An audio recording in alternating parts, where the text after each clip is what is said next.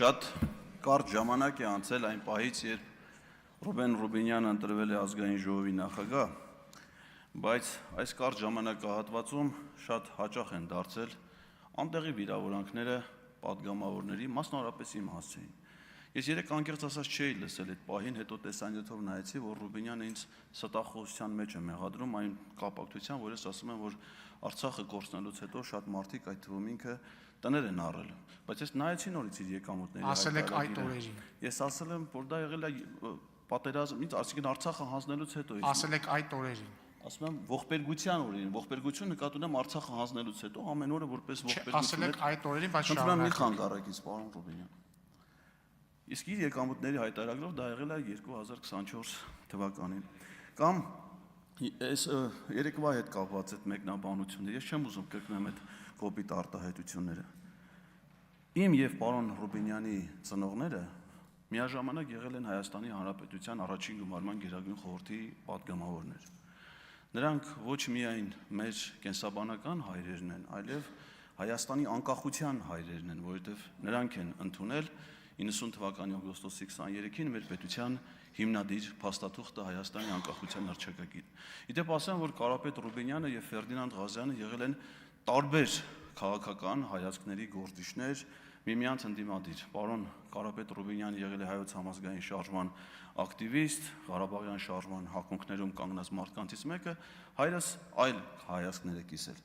Բայց երբ ես հիշում եմ իմ հայրը երիտասարդ հասակում է մահացել, բայց երբ որ ես ուսանող էի, երբ նա պատգամավոր էր դեռ, երբ տանը հաճախ խոսում էինք, նա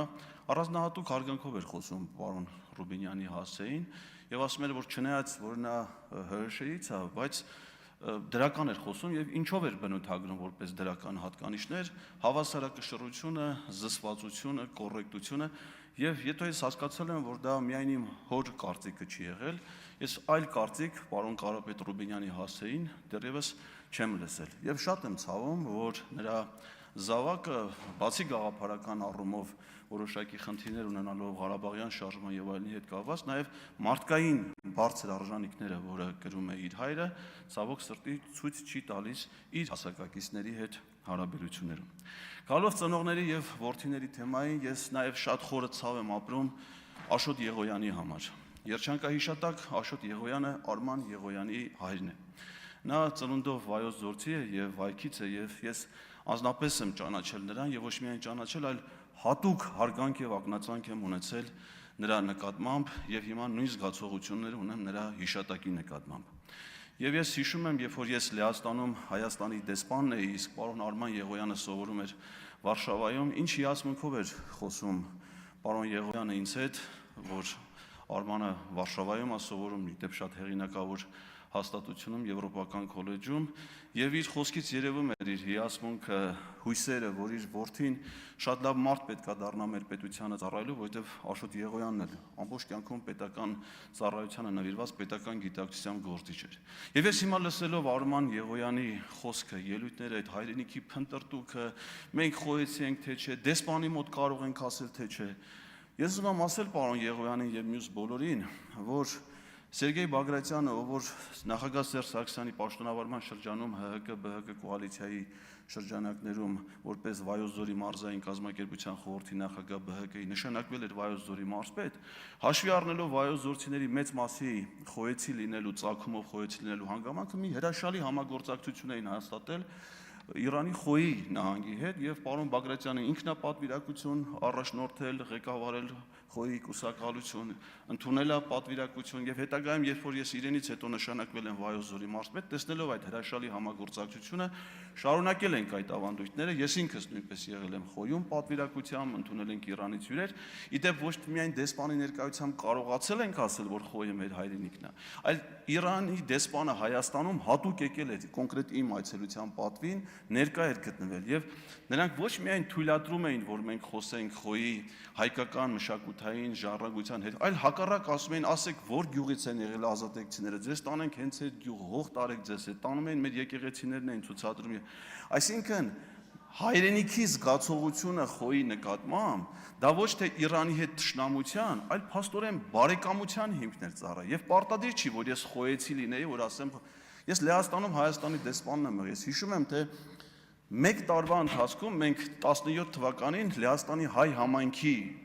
պատմության 650-ամյակի առիթով 118 միջոցառում կազմակերպել դեսպանի մասնակցությամբ, տարին ունի 52 շաբաթ։ Բոլորը Լեհաստանի կենտրոնական եւ տեղական իշխանությունների հովանավորությամբ։ Երբ որ Լեհաստանում խոսում ենք հայկական հետքի մասին, իրենք թույլ են տալի, որ մենք ասենք, որ Լեհաստանը հայերի երկրորդ հայրենիքն է, որովհետեւ այդպես է որպես կարգախոս սահմանել Լեհաստանի հայ կաթոլիկ եկեղեցու առաջնորդ Լեհաստանի սենատի անդամ Յուզեֆ Թեոդորովիչը։ Եվ որ դուք լսեիք Լեհաստանի նախագահ Անջեյ Դուդայի խոսքերը, ուղղակի ցնծություն էին բերում յուրաքանչյուր հայի, ոչ լեհայ լինող խոյեցի ծագումով Էդգար Ղազարյանի համար, երբ որ նա ասում էր Լեհաստանի հաջողությունները սկսվեց այն պահից, երբ որ մեր այրուները խառնվեցին իրար։ Այլ տարածքների, որտեղ հայեր են ապրել, որտեղ մենք մշակութային ժառանգություն ենք ունեցել, դա հավակնություն չի։ ՅՈՒՆԵՍԿՕ-ի համաշխարհային մշակութային ժառանգության հուշարձան հանդիսացող Զամոջ քաղաքի մինչև հիմա Օրմյանսկա կոչվող փողոցի մասին խոսելը, որտեղ իմ պաշտոնավարման շրջանում հայկական խաչքար է տեղադրվել, դա հայ լեհական բարեկամության խորհրդանիշ հանդիսացող խաչքար է, ոչ թե, չգիտեմ, այդ Զամոշի նկատմամբ հայկական հավակնությունների, որ մենք ընդ քաղաքապետ ունենանք կամ չգիտեմ իշխանություն ունենանք։ Պետք չի աղավաղել մեր մտածողությունը։ Վահագն Ալեքսանյանը երեք երկու անգամ, եթե չեմ սխալվում, ինձ արդարացի դիտողություն արած, երբ որ ես իր անվան մեջ 1 տարի շփոթում ունեցա, զեղչում ունեցա, 1 տարի։ Բայց այստեղ քանիցս, նաև այսօր, վեհափառ հայրապետի վիրավորանք է հնչում նրա անվանման հետ կապված։ Հարգելիներ, ցանկացած հոգևորականի ավազանի անունով դիմելը, դա 1 տարի տառասխալ չէ նրա անվանման։ Դա անարգանք է հոգևորականին։ Անարգանք է ոչ թե հոգևորականին, այլ ամբողջ հոգևոր համայնքին։ Իմ երեխաների, վստահ եմ նաև ձեզանից շատերի երեխաների ճակատին դաջված է այն միրոնը, որը օրհնել է վեհափառ հայրապետը։ Հասկանում եք դուք ինչ եք անում ինձ հետ, որպես հայ քրիստոնյայի, որպես երեխայի տեր ծնողի, երբ որ դուք նրանց միրոն օրհնած հոգևորականին, վեհափառին անարգում եք իմ ներկայությամբ։ Պատմությունը, որ երեք պատմեց պարոն Կոնջոյանը, դա աններելի անթույլատրելի մի խայտառակություն էր, որը եղել էր ժամանակին, այդ չեմ կարող ասեմ դա սրբապատկեր, որովհետև դա խայտառակություն էր այդ պատկերը եւ ժամանակին մեծ քննադատության արժանացել եւ հեռացվել է։ Բայց երբ որ տրվում է Քրիստոսի անունը, պատարագի ժամանակ յուրաքանչյուր հայ քրիստոնյա խաչակնքվում է։ Ոնց կարելի է Քրիստոսի անունը տալով ինչ-որ ծաղրական պատմություն, գիտեք, հռետորությունը, այո, նախատեսում է նաև պատմություններ, բարձրով խոսած, ձեռքերի շարժումը, բայց ոնց կարելի է ենթադրենք ասել Սուրբ Հովանեսի փոխարեն միգուցե նաև Սուրբ Հովո։ Հասկանում եք, ինչի մասին ենք խոսում, դա համաքրիստոնեական սրբության մասին, դա անարգանք է ամբողջ աշխարհի քրիստոնյաների նկատմամբ։ Եվ հիմա մենք այս համատեքստում մենք ակնկալում ենք, որ այդ նույն մարդիկ պիտի հարգանք ունենան քաղաքացիների նկատմամբ, ազգային բարերարների նկատմամբ, Սամվել Կարապետյանի նկատմամբ։ Գիտեք, ես Էդուարդո Էրնիկյանին իմ կյանքում դեռ երբեք չեմ տեսել։ Ես նրա այդ ոչ մի առնչություն չեմ ունեցել, ոչ անձնական, ոչ բիզնեսի, բայց ես առանձնահատուկ ակնածանք ունեմ Էդուարդո Էրնիկյանի նկատմամբ, որպես ազգայինի հերոս, իսկ ինչով է նա հերոսացել։ Մեր ժողովրդի, մեր պետության կյանքում իր ունեցած իր նշանակալի դերակատարության համար։ Լավ, դուք ձեր ունեցածով, իմ վաստակը ես երբեք չեմ կարող համեմատել Էդուարդո Էրնիկյանի կամ Սամվել Կարապետյանի հետ։ Բայց ոնց կարող ենք մենք լեզու բացել եւ այդ մարդկանց հասեին, հանիրավին, որում երբ որ նրանք եւ ոչ ձեզ անձնապես, ոչ մեր երկրին, ոչ մի վատ բան չեն արել, որ մինչեւ այսօր հեծի հետ կապված թղթերը, մինչեւ այսօր չէ, մինչեւ падգամավոր դառնալ դեռ Նարեկ Կարապետյանն էր ստորագրում։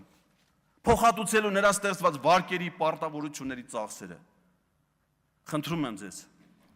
հարգանք ցուցաբերեք։ Իմ նկատմամբ պետք չի, որ դուք հարգանք ցուցաբերեք։ Մեր արժեքների նկատմամբ։ Ինչ վերաբերվում է երկար ծեծված թեմային, հիմա քիչ հետո պարոն Վարդևյանը տեխնացու է լինելու։ Ես մի բան կխնդրեմ։ Սակրավորների թեմայով նրան հարցեր մի տվեք։ Ես հաշվառում չեմ տանում, կխնդրեմ, դա իհարկե խմբակցության ղեկավարը պարտավոր չի 15 վայրկյան, եթե թույլ կտակ ավել։ Խմբակցության ղեկավարը ԿՊ-ի մասնագետ աշխատանքով հաշվապահ է։ Խնդրում եմ հաշվառեք եւ ինձ ասեք, պարտավոր չեք իմ խնդրանքը կատարել, եթե անեք շնորհակալ կլինեմ։